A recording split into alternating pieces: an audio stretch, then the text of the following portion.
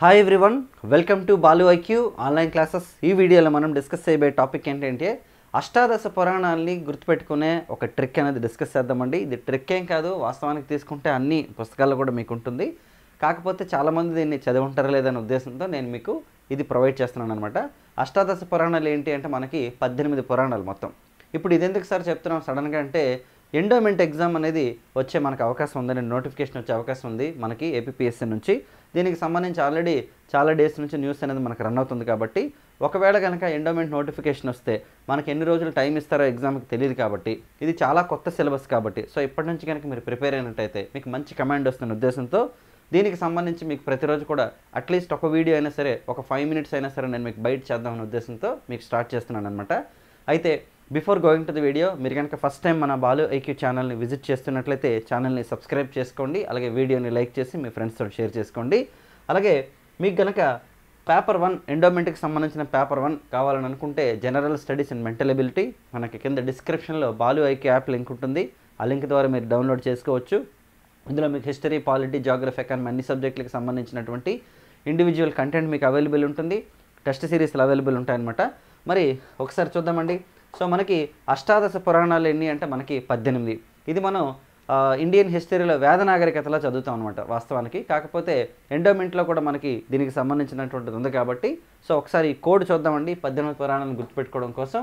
Okay, అదేంటంటే మీ అందరికీ తెలిసిందే. చూడండి, మద్వయం భద్వయం చైవ భ్రత్రయంవ చతుష్టయం అనాపలింగ కూస్కాని పురాణాన్ని ప్రచక్షతే, ఇదనమాట మొత్తంగా. ఓకేనండి, చూడండి, మద్వయం భద్వయం చైవ భ్రత్రయంవ చతుష్టయం అనాపలింగ కూస్కాని ఓకే పురాణాన్ని ప్రత్యక్షతే అన్నారు మనకి ఇక్కడ. అంటే ఏంటమ్మంటే మా అనే పదంతో ఇక్కడ 2 పురాణాలు ఉన్నాయండి. మా అనేటటువంటి లెటర్తో మనకి 2 పురాణాలు స్టార్ట్ అవుతాయి. అలాగే బా అనేటటువంటి లెటర్తో 2 పురాణాలు స్టార్ట్ అవుతాయి. అలాగే నెక్స్ట్ బ్రా అనే దాంతో మనకి 3 పురాణాలు స్టార్ట్ అవుతున్నాయి. అలాగేనంటే నెక్స్ట్ వాతో మనకు వచ్చేసి 4 పురాణాలు స్టార్ట్ అవుతున్నాయండి. తర్వాత ఒక్కొక్కటి నెక్స్ట్ మిగతా అనాపలింగ కూస్కాని పురాణాన్ని ప్రత్యక్షతే అన్నది మనకి ఇదనమాట. మరి ఏంటంటే అవి ఒకసారి చూద్దాం. ఓకేనండి, ఇక్కడ మనకి ఒక్కొక్కటి అని చెప్పాం కదా మనం. ఇక్కడ ఒకసారి చెక్ చేద్దామండి. మరి మత్స్యపురాణం అండి. సో మత్స్యపురాణం, నెక్స్ట్ మార్కండేయ పురాణం. మీ అందరికీ తెలిసిన మత్స్యపురాణం అనేది మనకి యజ్ఞశ్రీ శాతకర్ణి కాలంలో మనకి సంకలనం చేయడం జరిగింది. ఈ మత్స్యపురాణానికి సంబంధించి రేపు మీకు ఒక కథ చెప్తాను, దాంతోపాటు ఒక సాంగ్ కూడా మీకు చెప్తాను. ఓకేనండి. మరి బాతో కలిపితే మనకి భాగవత పురాణం, నెక్స్ట్ భవిష్య పురాణం అనమాట. బాతోని భవిష్య పురాణం, నెక్స్ట్ భాగవత పురాణం. నెక్స్ట్ వచ్చేసి బ్రహ్మ పురాణం, బ్రహ్మ వైవర్త పురాణం, నెక్స్ట్ వచ్చేసి బ్రహ్మాండ పురాణం. మొత్తం 3 బ్రాతో. ఓకేనండి. నెక్స్ట్ తీసుకుంటే వాయు పురాణం, విష్ణు పురాణం, వరాహ పురాణం, వామన పురాణం అండి. ఓకేనండి, వాయు పురాణం, విష్ణు పురాణం, వామన పురాణం, వరాహ పురాణం, మొత్తం 4 వాతో. ఓకే, వచతుష్టయం అయింది కదమ్మా.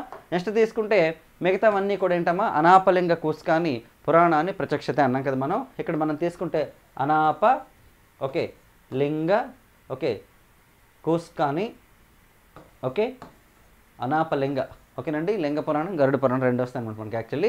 చూడండి, ఇక్కడ తీసుకుంటే అగ్ని పురాణం, నారద పురాణం, పద్మ పురాణం, లింగ పురాణం, గరుడ పురాణం, నెక్స్ట్ కూర్మ పురాణం, స్కంద పురాణం, మొత్తం 18 పురాణాలు.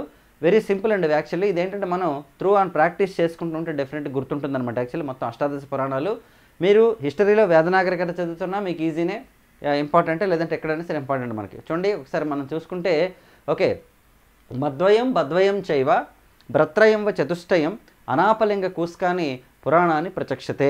ఓకేనండి, చాలా ఇంపార్టెంట్ మనకి ఇవన్నీ కూడా. మరి రేపటి వీడియోలో మనం మత్స్యపురాణానికి సంబంధించి తెలుసుకుందాం. సో మత్స్యపురాణం అనేది ఏంటి, దానికి సంబంధించినటువంటి విధానం మనం మొత్తం 18 పురాణాల్లో మత్స్యపురాణం గురించి నేను మీకు రేపటి వీడియోలో చెప్తానండి. ఇలా మీకు పాసిబిలిటీ ఉన్నంత వరకు రెగ్యులర్గా అట్లీస్ట్ ఒక 5 minutes వీడియో ఎండోమెంట్కి సంబంధించి చేస్తాను. మిగతా వీడియోస్ రెగ్యులర్గా వస్తాయి, హిస్టరీ పాలిటిక్స్ సంబంధించి కూడా వస్తాయి అనమాట. మేబీ ఈ వీడియో అనేది మీకు మార్నింగ్ సెక్షన్ రావచ్చు, లేదా ఈవినింగ్ అని రావచ్చు అనమాట. సో ఈ వీడియో కనుక మీకు నచ్చినట్లయితే లైక్ చేయండి. అలాగే మీ ఫ్రెండ్స్తో షేర్ చేసుకోండి. ఎవరైతే ఎండోమెంట్ ఎగ్జామ్స్కి ప్రిపేర్ అవుతున్నారో వాళ్ళకి షేర్ చేయండి. అలాగే మన ఛానల్ని సబ్స్క్రైబ్ చేసుకోవడమే కాకుండా కింద డిస్క్రిప్షన్లో బాలు ఐక్యూ యాప్ లింక్ ఉంటుందండి. దాని ద్వారా మీరు డౌన్లోడ్ చేసుకోండి. ఎండోమెంట్ ఎగ్జామ్ తలక పేపర్ 1 అయితే మన దగ్గర అవైలబుల్ ఉందన్నమాట. నెక్స్ట్ వీడియోలో మళ్ళీ కలుద్దాం. Thank you so much all of you and wish you all the best.